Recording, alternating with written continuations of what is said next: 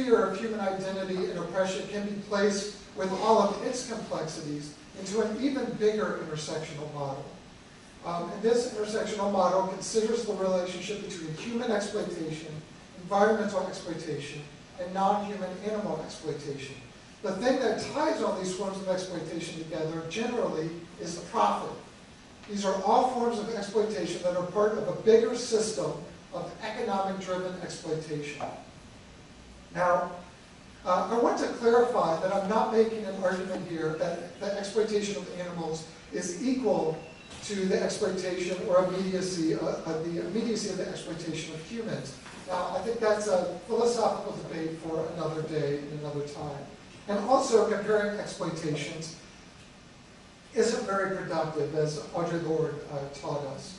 Still, I will say this, I find it hard to imagine that somebody could see images of gross animal abuse and exploitation, like say, of bullfighting. That's bullfighting. We have something like this in the US, it's called the rodeo.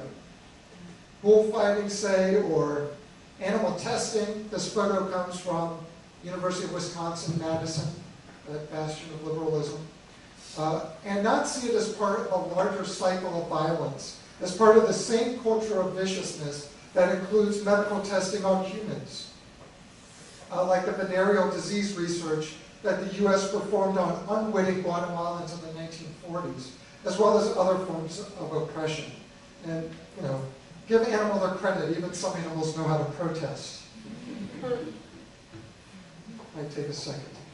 Okay. Okay, so again, I'm not trying to make a direct comparison here, but what I am saying is this. It's all part of the same system of exploitation, and it all has one thing at its center, and that's profit.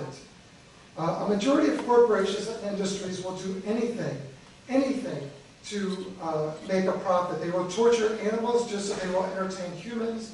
They will chop off the tops of mountains.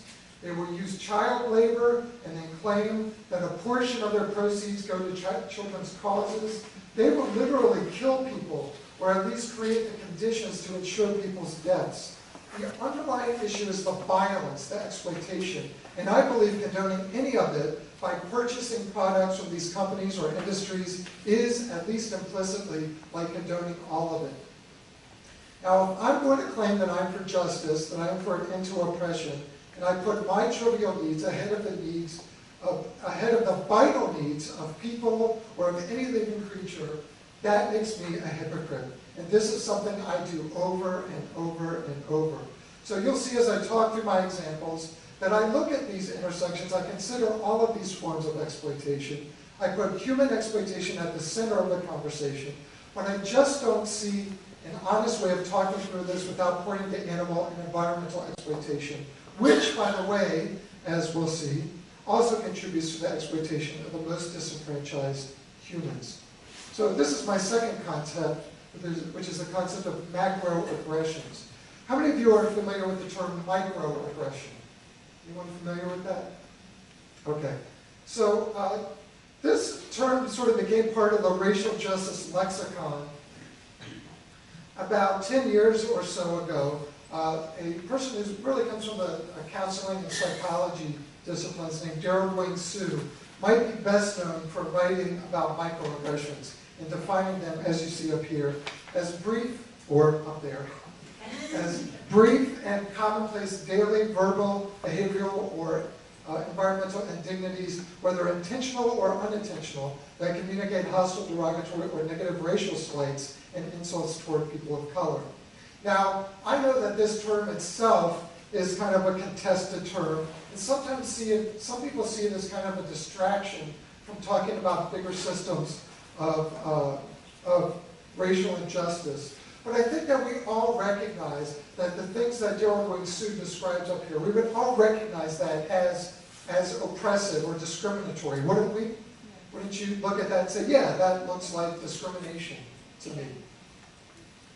Now, some people have used the term macroaggression instead of microaggression to refer to purposeful, overt forms of discrimination. But this is a little confusing to me because macro, as a prefix, does not mean purposeful or overt. It means large in scope. It's referring to big picture. So I think about macroaggressions differently. To me, a macroaggression is an instance in which I participate in a big system of oppression rather than an interpersonal form of bias or discrimination. So the idea of macroaggression shares with microaggressions the quality of not necessarily being purposeful. In other words, when I talk about how badly I need a piece of furniture made out of a hardwood, I don't necessarily link that in the moment to logging, to clear-cutting forests, to destroying the habitats of animals and the communities of my own people, or of indigenous communities who count on the rainforest for their survival. I don't necessarily think about that in the moment. In the same way, when I eat at KFC, I don't link that to the horrendous work conditions of low-income people, largely people of color, largely immigrant workers, at KFC's chicken farms, or to the fact that Greenpeace found that KFC was using wood from Indonesian rainforest, hardwood trees, to make their food boxes. I don't think about this in the moment. I certainly didn't think about the torture experienced by the chicken I was eating. I might have thought about the workers at the KFC where I was eating, but I didn't think about the people all over the world working in horrific conditions, picking the lettuce and tomato on my chicken sandwich. Now, there are countless systems of oppression, endless ways to macro-aggress, and I've participated in many of them. I've gotten married.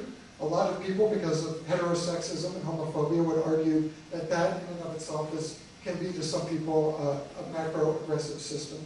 I've participated in a very oppressive tenure and promotion system at my university. I've deposited money at big exploitative banks, the banks that do predatory lending. In each of these cases, I didn't purposefully go out and oppress anybody. But I did participate in systems that are very oppressive, particularly to people who are already disenfranchised. These are the sorts of things that make me a hypocrite, that make me a racist, a sexist, a heterosexist, and these are what I call macroaggressions. Now, if you're struggling to come up with ways that you might macroaggress, consider this cartoon. Now, if I am a white person and I am occupying this continent, I am macroaggressing. Participating in a centuries-long occupation of land that does not belong to me is itself macroaggressive. Now, nobody who is sitting in here is meaning to oppress anybody in doing this. And nobody's thinking about the long history of the occupation of other people's land. I don't think people think about that on a day-to-day basis. But it is an example of participating in colonization and imperialism. It is an example of participating in a system that has been hugely oppressive to a lot of people. Now that, by the way, might explain some of the tension in the Occupy movement. There's a lot of white liberals seeing themselves as super progressive, but who are also unwilling to recognize the space they're consuming, the voices they're silencing, the land they are already occupying. So I can't imagine how there can be any real cross-race organizing for racial or economic justice until people like me, white people, turn that lens on ourselves. Many other macroaggressions, and the ones I feel I've been most intently socialized to participate in, are related to what I consume, how I spend money, the destruction I'm supporting in that way. Now I'd like to talk about 3 examples of these macroaggressions, 3 examples of how being the kind of consumer I am makes me a hypocrite when it comes to racial justice. These are the 3 that I'm going to talk about. Number 1, I've spent most of my life eating food that was grown and produced on factory farms. So I'm going to talk a little bit about that. Number 2, I've spent most of my life consuming beverages from some of the most racist, imperialist companies in the world, like Coca-Cola. Number 3, I've spent most of my life purchasing and wearing shoes and clothes from some of the most racist, economically unjust companies in the world, like Nike. These are 3 of the countless examples of how I help to deny already disenfranchised people their vital needs in service to my most trivial consumerist needs. Now, these 3 examples I picked purposefully because, you know, Nike and Coca-Cola, these are the huge companies that everyone knows, and so they get picked on. But the truth is, Coca-Cola is no worse than Pepsi-Cola. Not sure about RC Cola. They still exist. I could really use a great knee high right now, so people don't even know what that is. But I'm picking on them just because we're familiar with them. In many ways, I could pick just about any wealthy corporation. So let's start with factory farming, eating factory farmed meat. Now, obviously, there is a cost to the animals, right? Does anybody know what's happening there, what that's a picture of? It is a picture of chicks. You want more specific? Those are male chicks on an egg farm. Now, what do you think happens to male chicks on an egg farm? Well, according to that sign, they get ground up alive. Yes. They get ground up alive. Sometimes they get drowned. Sometimes, if they're not already suffocating, because male chicks born on a chicken farm are useless. It's a different breed of chicken. They can't be grown for meat. So what they do is they're born, they separate the genders, they keep the female chicks. The male chicks usually are put through a wood grinder and ground up alive. Those are not peeps, as I say there. So, okay, so this part is obvious. Animals, living creatures, are seen as property, not protected. There are animal cruelty laws in the U.S. They're some of the weakest in the Western industrialized world, but farm animals are not covered under animal cruelty laws in the U.S. So pigs, which are actually smarter than dogs, spend their lives in cages too small to turn around. Chickens are kept in cages too small to spread their wings. Many animals never step foot outside a cage, never see the sun. Even if it says cage-free, that doesn't mean that they're out in a pasture somewhere. Cage-free could just mean they're in a big barn with no windows in it, and they're just not in cages. They're just stuffed into barns. Animals are fed diets that are unnatural to them. Most animals naturally don't eat corn, but they get a lot of cornmeal. To make them grow as quickly as possible. Chickens on a factory farm grow at a rate about 7 times what is natural to them. Male chicks born on an egg farm, well, here I guess you already know. My speech says, well, you don't want to know what happens to them, but we already talked about it. So there's more. There's a lot more there. But and again, I do feel like it's important to say here that I'm not trying to equate.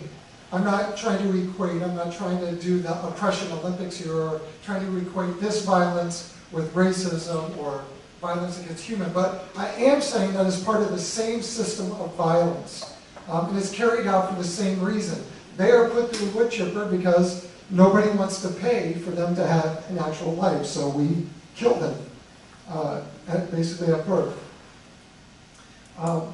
And by the way, who do you think disproportionately is feeling the toll of this kind of destruction? Who do you imagine is tasked with the most gruesome kinds of violence that happen on factory farms? Now, I'm not talking about neighborhood farms here. I'm talking about big industrial factory farms.